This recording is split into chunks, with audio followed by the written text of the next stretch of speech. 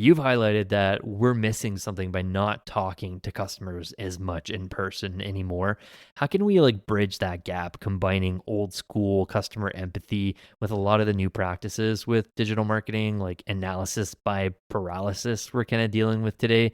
Do you think that we're getting too enamored by like the promise of Martech and all the insights, and sometimes, simple conversations with humans, our customers work a lot better? Give some practical examples there and tactics that we should be thinking about.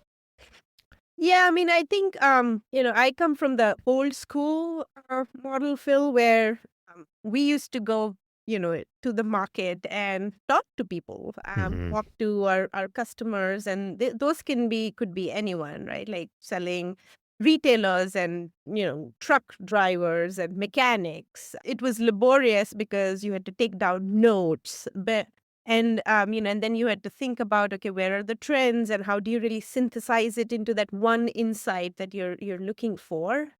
I think that now, 10, 15 years later, now that we have all this technology and you spitting out these insights, it makes you the validation piece is missing, in my view, because if you get an insight that says, well, talk to your customers about about this because this is their pain point. I would love to see, or like it would be so helpful, to actually listen to a customer saying it, because a lot of times they use words, that are so much, resonating with them versus, with marketers where we are probably relying on our own fancy words and buzzwords, so to speak, and, more thinking, oh, this will resonate with our customer. But I think that this would just make in a lot of ways, make our jobs even more easy because you have been able to hear what your customers have been talking about, through transcripts or just going and sitting in a meeting. And you don't need to have hundreds of those, right? You just have five of those, and you will just come up so much more confident on the data that you are seeing, the insights that you're seeing, that trust that you'll trust it more because you have gone to the source of truth. So for me, I think that that's one thing which, a lot of marketers, including myself, have forgotten, or like sometimes miss out on. And I think that that's something which all marketers need to do. I think in B2C, they still do. There are ways that where you get to hear, your customer talking about it, and it's also just the nature of the B2C marketing, the type of channels that you have, the messaging that you put in, that you have to be a lot more closer. B2B should be doing that a lot more, because we just think, oh, it's a data scientist who wants to, or who love this product. But let's go talk to a data scientist. Like there are students who are aspiring data scientists who have been using a lot of the software that all these companies have, and they will be potential, users, potential decision makers.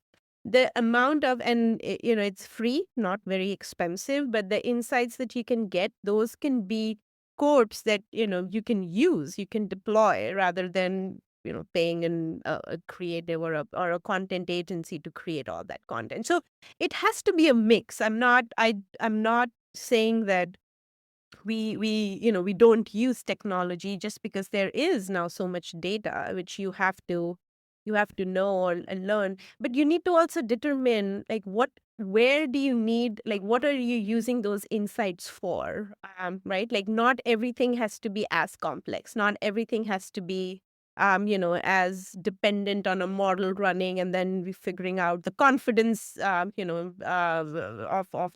model or the results that we are seeing. It needs to be very much aligned to where do you want to use this insight for, in at what stage, like what stage. But it's important that we do that. It's important that we incorporate as a marketer in everything that we do, every aspect of our life. It's not just when you need to design a campaign or when you're thinking about what your product fit should be, or a roadmap. It needs to be done by at every single step, but again needs to vary at what level of insight do you you really need. So that's what I would say, is depending upon the need, or where you needed an insight, the question always should start with, why do we need to do this? Hmm. What is a customer need? And then you find out how you get that information. Do you use technology and all the bazillion dashboards to get the answer that you want? Or do you just go and talk to five of your most loyal customers, most active customers, and then, determine how that works? And the best thing about this is you can always keep on optimizing. It's not that you got something and then you have to make sure it's 100% there, because that's the nature of the game. You always need to keep on changing. You need to keep on adapting.